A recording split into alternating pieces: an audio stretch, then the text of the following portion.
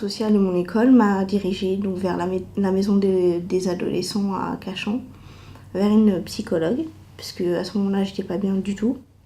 Et c'est la psychologue elle-même qui m'a parlé donc, de l'atelier surpoids. Dans les années 2000, un certain nombre d'études, dont une que nous avions réalisée dans le Val-de-Marne, montraient qu'un adolescent sur 6 avait un problème de surpoids, voire d'obésité. Donc on a conçu, compte tenu de notre positionnement institutionnel, un dispositif de prise en charge en groupe, parce qu'effectivement, autant les médecins peuvent s'attacher dans le cadre de leur cabinet de consultation à donner un certain nombre de conseils individuels à l'enfant, à l'adolescent ou à sa famille, autant ils peuvent peu accompagner pratiquement la mise en place de ces conseils. Là, l'intérêt de notre travail, c'est de travailler dans un réseau. Donc de travailler dans un réseau avec lequel nous avons conçu l'ensemble de ce dispositif, donc le réseau de prise en charge de l'obésité pédiatrique, le REPOP du Val-de-Marne, qui nous permet d'avoir accès à un certain nombre de professionnels qui sont spécifiquement formés sur les questions d'obésité. Ça m'a permis de connaître des gens qui étaient dans la même situation que moi, les mêmes problèmes de poids, parce que je suis entourée dans la vie de tous les jours à 90% par des gens qui ont un poids très très inférieur au mien. Et donc ça m'a permis de découvrir comment elles géraient aussi. Ça m'a permis de rencontrer des intervenants qui connaissent leur métier justement, à qui je peux poser les questions que je veux.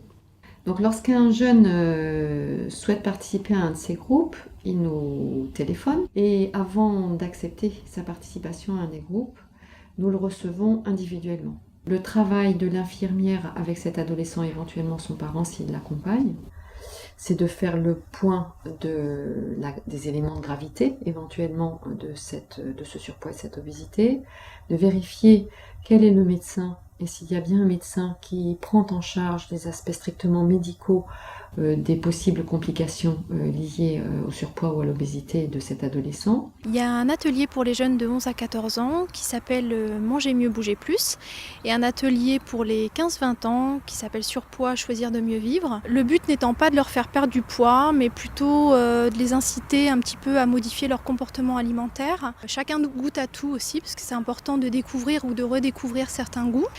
On insiste beaucoup sur les sensations alimentaires qui permettent un petit peu de se demander est-ce que j'ai vraiment faim, à quel moment, pourquoi je grignote, pourquoi je suis amenée quand je suis pas bien à manger certains aliments plutôt que d'autres. Je m'occupe des enfants de 11-14 ans. On prépare les repas avec les enfants, on les aide au niveau de la cuisson, des aliments. C'est des choses peut-être qu'ils ne connaissent pas ou ils ne font pas la cuisine chez eux.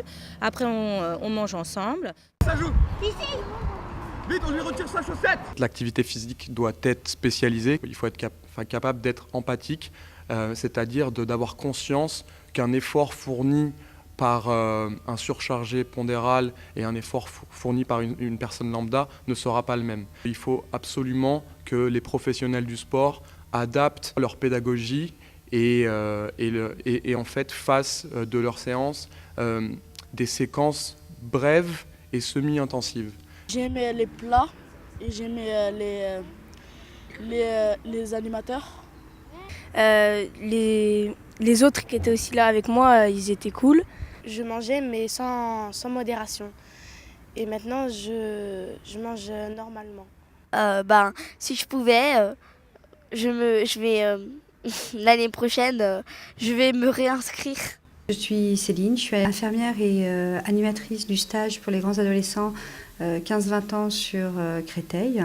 Pendant ces stages, on propose des séances autour du sensoriel, de l'image du corps et puis des émotions et de l'alimentation. Donc tout ça animé par une diététicienne pour le sensoriel et pour les sensations de satiété, mais aussi pour la physiologie de l'obésité, par une psychologue qui, à travers des jeux de rôle ou des lectures, des textes, elle fait exprimer et travailler les émotions par rapport au comportement alimentaire, mais aussi de l'expression corporelle avec une chorégraphe qui tous les après-midi propose une séance de danse africaine avec ses adolescents.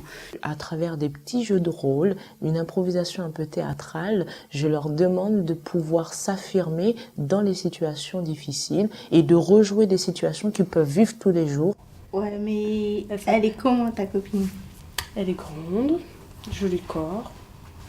Et ouais, elle est sympa, elle aime bien rigoler et tout.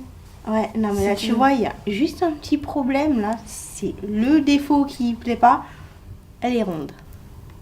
Donc avant chaque repas, on leur propose une petite séance de relaxation qui dure à peine 10 minutes. Ça aide parce que ça détend le corps. Installez-vous confortablement sur une chaise ou sur un siège plutôt dur. La colonne vertébrale est droite sans forcer.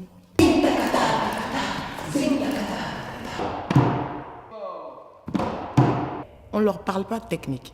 Il faut qu'ils oublient la technique. On va plus mettre l'accent sur l'énergie qu'ils ont, parce qu'on en a tous.